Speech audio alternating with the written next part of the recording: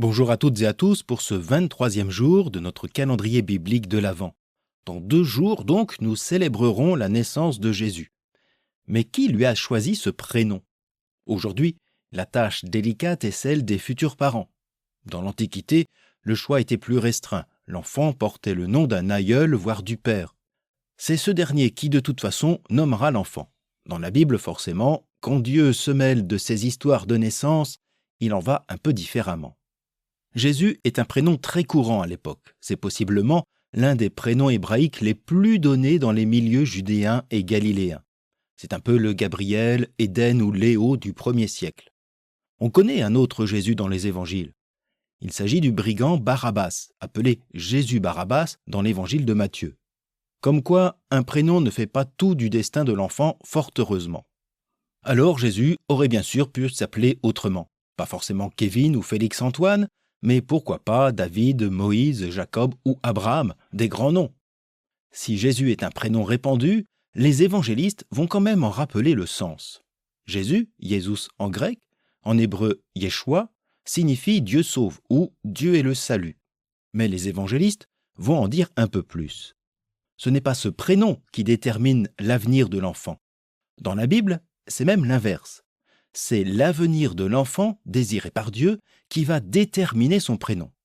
Ainsi, chez Matthieu, l'ange du Seigneur, dans un songe, suggère ce nom à Joseph en rappelant sa signification, mais aussi le destin de cet enfant.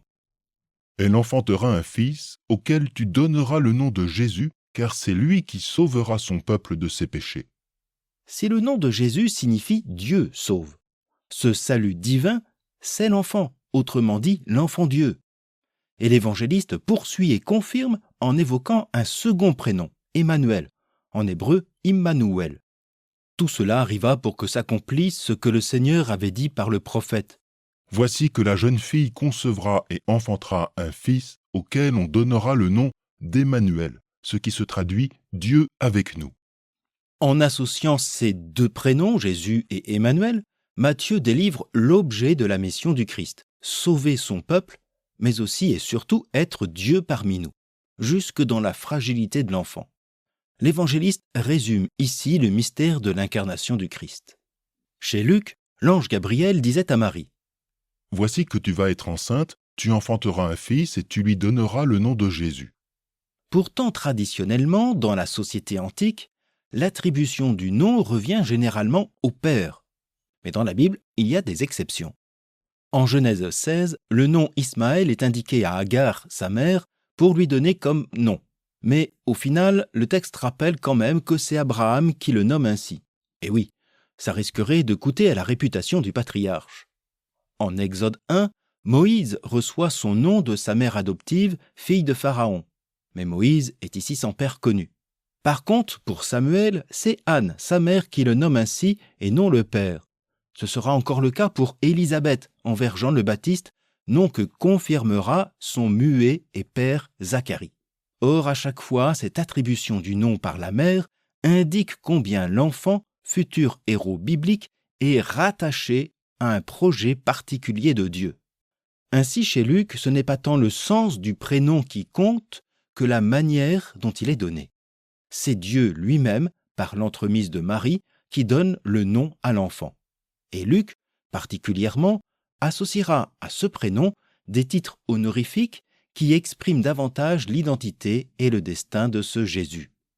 L'enfant est ainsi, dès les récits de la Nativité, associé au titre de Christ ou Messie, c'est-à-dire celui qui a reçu l'onction, désignant le roi ou l'élu, le sauveur d'Israël.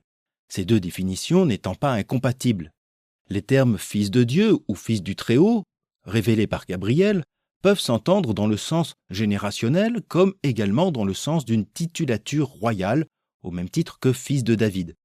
En réalité, tous ces noms, tous ces titres donnés dès les récits évangéliques de la Nativité ne prendront pleinement leur sens qu'au moment de la Passion.